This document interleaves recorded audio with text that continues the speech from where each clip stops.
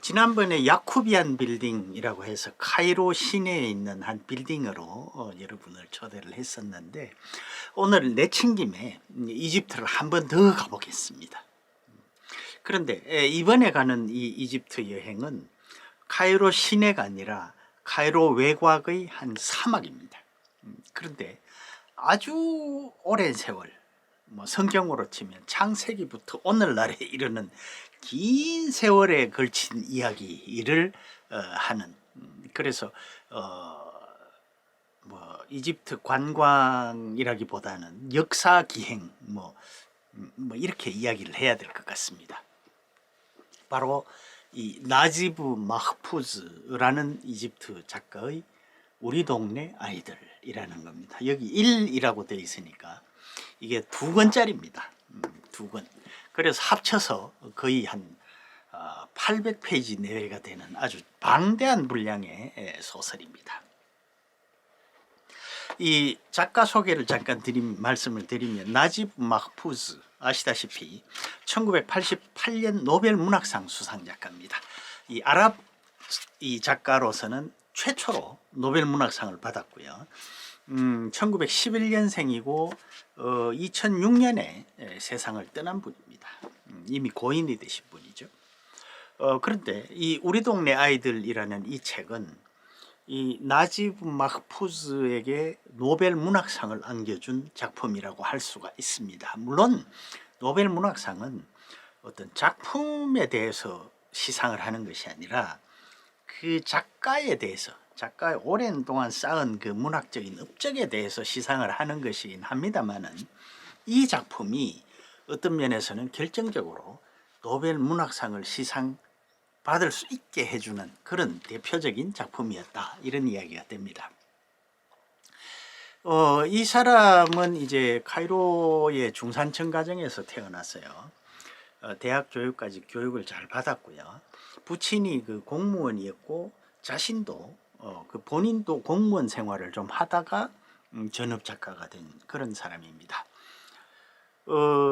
이집트의 발자크라는 말을 들을 정도로 아주 이집트의 대표적인 작가이고요.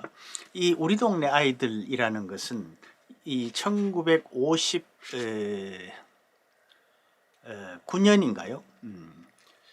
이것을 1959년에 이집트의 주요 일간지 알 아흐람이라는 신문에 연재를 했던 작품입니다. 그런데 이게 그 신성모독 논란이 있어서 이집트에서 책이 나오지 못하고요. 1967년에 레바논에서 책으로 나왔습니다. 그러니까 정작 이집트에서는 출판이 되지 못했던 거죠, 처음에. 그만큼 논란거리가 있는 책입니다. 그럼 왜 신성모독일까? 그것에 대해서는 이제 이 책의 내용을 살펴보면 알 수가 있습니다. 자, 이 책은 그 자발라위라는 아주 대지주의 그 후손들이 대대로 이어가면서 살면서 거기에 5명의 영웅이 탄생을 합니다. 그 5명의 영웅에 대한 이야기라고 할 수가 있습니다. 그래서 이 5명이 아드함, 자발, 리파, 까심, 아라파, 이렇게 5명이 나오는데, 이 5명이 연이어 이렇게 계속 나오는 것이 아니라 이 사람들 사이에는 긴 세월의 간극이 있습니다. 그럼 도대체 왜 신성모독 논란이 있을까? 이게 종교적인 알레고리를 가지고 있다는 겁니다. 말하자면은 구약 성경을 떠올리시면 됩니다. 구약 성경, 사실 그 창세기에서 예수 그리스도에 이르는 그 역사적인 그 이야기들은 이야기라고 할까요? 아무튼 그것은 이슬람에서도 그것을 인정을 합니다. 그러니까 아브라함의 자손이라는 거죠. 쭉 내려옵니다, 그게. 그러면 그래서 예수 그리스도까지 오고, 그 다음에 그러니까 이슬람에서는 예수 그리스도가 예언자로 간주가 됩니다. 그럼 마호메트가 마지막 예언자라는 거죠. 예수 그리스도 다음에 온 예언자입니다. 그래서 여기에 나오는 이 5명의 이 영웅은 아담에서 마호메트에 이르는 그 사람들이 다 은유가 되어 있는 거죠. 그런데 그럼 왜 신성모독일까?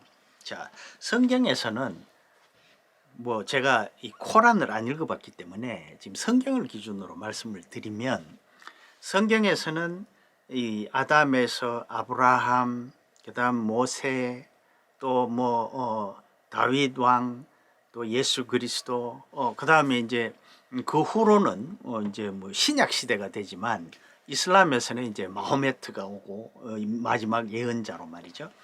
이렇게 이제 쭉 이어지는데, 그런 어떤 위인들의 생애 또 활동에 초점이 맞추어져 있다면 이 책은 물론 거기에 상응하는 그 영웅들의 스토리가 나옵니다만은 그 사이에 그 사람들, 그러니까 이 영웅들이 그런 활동을 할 수밖에 없었던 그런 어떤 그 뭐랄까요, 그 상황 뭐 이런 것들이 묘사가 되어 있다는 겁니다.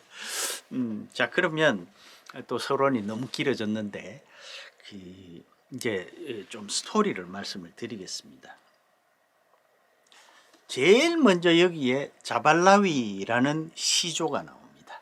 그럼 이 동네라는 것은 동네라고 되어 있지만 사실은 어떤 한 세계인 거죠.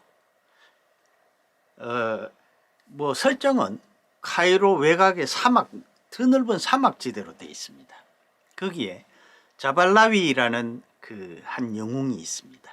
이 사람이 그 사막을 다 평정을 하고 어마어마한 이 지역을 장악을 하고 거기에 대저택을 짓고 그 대저택에는 아주 아름다운 정원이 있어서 낙원과 같은 곳입니다. 거기에서 이제 아들들과 살고 있습니다. 뭐 물론 부인도 있겠죠. 또 하인들도 있고요. 자, 그런데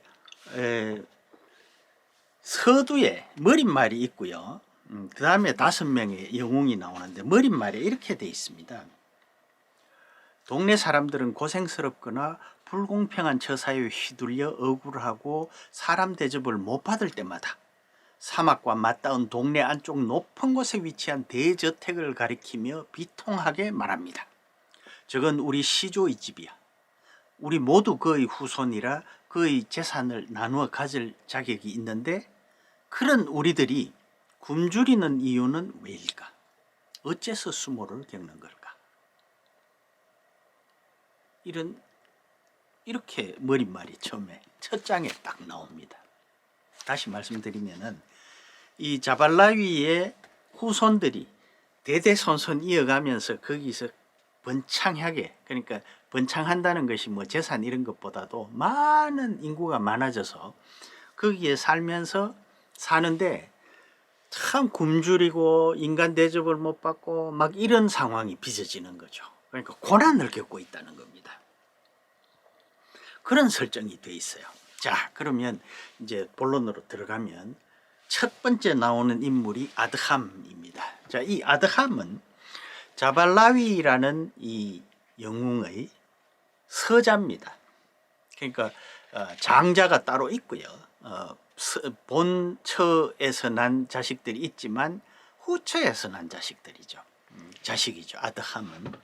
그런데 그 자발라위가 이 자신의 재산 관리인으로 아드함을 지목을 합니다. 그러니까 그럼 장자는 어떻게 되겠습니까? 장자는 화가 나겠죠. 장자 이름이 이제 이드리스라고 되어 있는데요. 저항을 합니다. 왜 장자인 내가 관리인이 돼야 되는데 왜 서자에게, 이 미천한 아이에게 재산 관리인이 되느냐. 그렇게 자발라위에게 저항을 했다가 쫓겨납니다. 그리고 아드함은 이제 그 재산 관리인이 돼서 잘 일을 하다가 이 이드리스, 그러니까 쫓겨난 장자의 유혹을 받습니다. 어떤 유혹이냐면은 자발라위의 유언장에 뭐가 쓰여 있는지 알아다오. 나 그게 알고 싶다. 사실 알고 싶죠. 그런데 문제는 이제 아드함은 그것을, 그 유언장이라는 것은 자발라위 외에는 아무도 보지 못한 것이고 감춰져 있는 것이기 때문에 아드함은 그 자발라위 자신의 아버지의 뜻을 거스르지 않고 그래서 그걸 안 보려고 합니다. 그런데 아드함의 아내가 나도 궁금하다 이렇게 해서 꼬드기죠. 유혹을 받아서.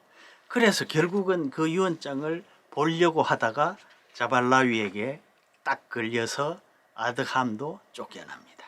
자, 여기까지 딱 이야기를 들으면 어떤 상상이, 어떤 생각이 드십니까? 성경에 이 이드리스는 쫓겨난 천사입니다. 그렇죠? 루시퍼, 사탄이죠. 그리고 아드함은, 그 아드함과 부인은 아담과 하와입니다. 아드함 이름 자체가 이미 아담이죠. 자, 그렇게 시작이 되는 겁니다. 그런데 이 자발라위라는 시조는 아주 독선적이고 무섭고 타협하지 않고 그리고 일단 아드함을 쫓아내고 난 후에 그 후손들이, 그러니까 이드리스와 아드함의 후손들이 막 번져나가서 고생을 하고 뭐 할 때도 전혀 나타나지 않고 이 이드리스와 아드함이 죽고 또 그 다음 때가 죽고 하는 동안에도 계속 그 대저택에 살아남아 있는 겁니다. 그럼 뭐겠습니까? 야훼 또는 알라? 바로 그런 존재죠. 자발라위라는. 그래서 이런 그 아드함의 이야기, 또 그 후에 나오는 그런 영웅들의 이야기, 이런 이야기들은 이제 그 후손들이 큰 이제 여러 동네, 우리 동네라는 것이 바로 그거죠. 그런 이제 세계를 하나 이루었을 때 거기 카페에서 이제 이야기꾼들이 말하자면은 구전 문학이라고 해야 될까요? 이야기꾼들이 뭐 음유 시인이라고도 할 수가 있겠죠. 그 카페에서 이제 그 기타 같은 그 외 전통 악기 있지 않습니까? 현악기, 뭐 류트 같은 걸까요? 모르겠습니다. 뭐 아무튼 그런 걸 키면서 이제 그 영웅에 대한 서사 이야기들을 쭉 하는 거죠. 이 작가가 그걸 모아놨다는 겁니다. 물론 그것도 가상의 일이죠. 그래서 그럼 그 다음에 나오는 이 5명의, 그러니까 아드함 이후에 4명의 그 영웅은 뭐겠습니까?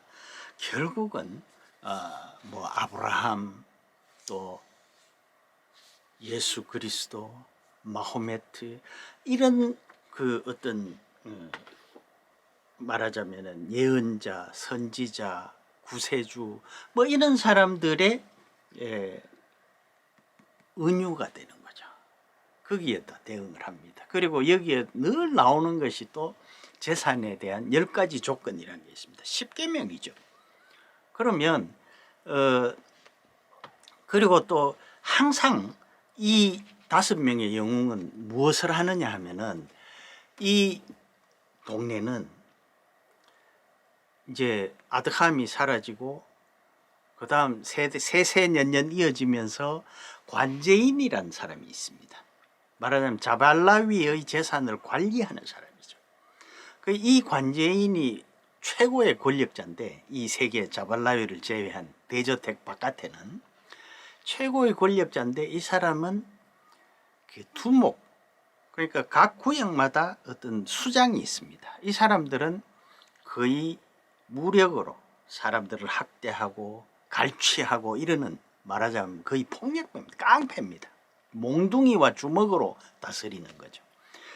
그 수장, 각 구역의 수장들의 최고 두목이 있습니다. 이 두목을 부리는 거죠, 이 관제인이. 자, 그러면 이게 무슨 알레고리일까요? 관제인이라는 것은 어떤 측면에서 보면 성직자, 교회 권력, 이슬람 교회든 그것이 뭐 기독교회든 어쨌든 그 신권이라고 이야기를 해야 되겠죠. 그리고 이 두목이라는 것은 세속 권력입니다. 이 두 권력이 그 모 자발라위의 후손들을 그냥 갈취하고 괴롭히는 거죠. 그럴 때 영웅이 나타나서 이 사람들을 처단을 하고 혹은 물리치고 회복을 합니다. 그런데 그 영웅이 사라지면 또다시 세속 권력과 신권, 성직자 이런 사람들이, 그러니까 관제인과 이 두목이 권력을 잡고 몽둥이와 주먹으로 또 사람들을 괴롭히고 인간 취급을 하지 않고, 그 사람들은 누구냐? 다 자발라위의 자손이고 그 자발라위의 재산에 대한 권리가 있습니다. 그럼에도 불구하고 이 관제인과 두목이 또 그 수하에 있는 수장들이 모두 다 갈취를 하고 이 사람들을 학대를 하는 거죠. 그래서 못 견디는 상황까지 막 가면은 또 새로운 영웅이 나타납니다. 그래서 이 아드함은 아까 제가 아담이라고 말씀드렸죠. 자발은 글쎄요, 모세일까요? 그 다음에 리파는 분명히 예수 그리스도입니다. 왜냐하면 이 사람은 사랑을 설파하고 그러다가 죽임을 당합니다. 그런데 그 추종자들이 이제 이 동네를 장악을 해서 사람들이 다 편하고 행복하게 살게 되는 거죠. 그러나 그 시대가 지나면 또 다시 이 착취와 학대가 시작이 됩니다. 그래서 막 그 모든 사람들이 신음할 때 까심이라는 또 영웅이 나타나죠. 이 사람은 마호메트입니다. 그래서 여기서도 실제로 돈 많은 과부와 훌륭한 과부와 결혼을 하고, 그리고 추종자들을 모아서 전쟁을 통해서 이 관제인과 두목과 수장들을 물리칩니다. 그리고 자발라위의 후손들에게 그 권리를 찾아주고 행복을 찾아주는 거죠. 그러나 또 다시 이 세대가 지나면 또 학대와 착취가 또 시작이 됩니다. 이게 계속 되풀이 되는 거죠. 그 다음에 이제 마지막으로 등장하는 이 아라파라는 인물은 성경이나 코란에 나오는 역사적인 인물과는 조금 다릅니다. 제가 생각할 때는 이 작가가 창조한 인물이에요. 자, 그래서 이 작품은 그런 식으로 이어집니다. 그런데 그것이 이제 이집트의 어떤 그 현실 세계에 관한 거기에 적용을 해서 그런 묘사로 이어지는 거죠. 뭐 카페 풍경이라든가 해시시, 그러니까 이 마약을 하는 것이라든가 뭐 등등 해서 그렇게 이제 이어지는 겁니다. 자, 여기까지 말씀을 드리면 제가 왜 신성모독 이야기를 말씀을 드리는지 이제 대강 짐작을 하시겠죠. 정면으로 교회에 도전하는 겁니다. 여기서는 나지브 마흐푸즈의 경우는 이슬람교에 도전을 하는 거죠. 그 이슬람교라는 것은 알라에 대한 도전이 아니라 이 땅에서 알라의 대리인을 자처하는 그 교회에 대한 도전을 하는 거죠. 그리고 세속 권력 마찬가지고요. 그래서 결국 이 사람은 어떤 측면에서 보면 이 작품을 통해서 인류의 어떤 거짓된 모습을 정달하게 고발을 하고 있는 겁니다. 그래서 이게 이슬람교 최고 해석이라고 할까요? 우리식으로 말하면 유권 해석을 하는 울라마 이런 게 있지 않습니까? 여기 신성모독으로 판정을 받았습니다. 그래서 이 나지브 마흐푸즈는 원리주의자에게 테러까지 당했어요. 그런 작품입니다. 그러나 이제 말하자면은 어떤 측면에서는 이 세계의 어떤 세속 권력 그리고 교회의 위선 이런 것들을 적나라하게 고발을 합니다. 단지 이슬람의 문제만이 아니라 인류 역사 전체에 대한 통렬한 비판이라고 할까요?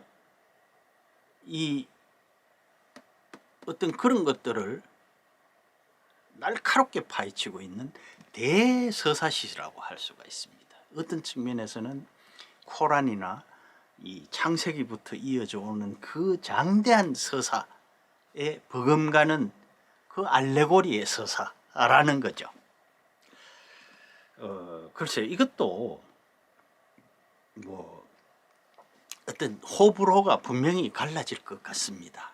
그래서 제가 이 책 소개를 잘 드렸는지는 모르겠습니다만은 조금이라도 언짢으신 분들은 읽지 마십시오. 그러나 또 이해하실 수 있는 분들은 아니 또 뭔가 관심이 가시는 분들에게는 제가 강력하게 추천을 드립니다. 정말 대작입니다. 저는 처음에는 조금 화가 났었어요. 야, 이게 처음 딱 읽으면 뭐 처음에 딱 몇 장 읽지 않으면 이미 자발라위라는 존재 그리고 아드함이나 이드리스라는 존재에 대해서 딱 감이 옵니다. 그러니까 아니 뭐 이렇게 유치하게 쓰는 거야? 라는 생각도 들긴 합니다. 그러나 거기에 들어있는 그 통렬한 비판을 깨달으면서 굉장히 재미있게 읽었던 그리고 감명 깊게 읽었던 그런 책입니다. 역시 노벨 문학상이라는 것은 아무나 받는 것이 아니구나 하는 것을 다시 한번 깨닫게 해주는 책입니다. 그래서 이 나집 마흐푸즈의 작품을 다른 걸 좀 읽어보고 싶은데 지금 현재까지는 제가 보니까 뭐 국내에 번역이 돼서 시판되고 있는 게 없는 것 같아요. 제가 못 찾았는지는 모르겠습니다만은. 자, 아무튼 오늘은 1988년 노벨 문학상 수상작가 이집트의 나집 마흐푸즈의 우리 동네 아이들이라는 이 1권, 2권, 2권으로 된 이 장대한 서사시, 장편 소설을 소개해 드렸습니다. 끝까지 시청해 주셔서 대단히 고맙습니다.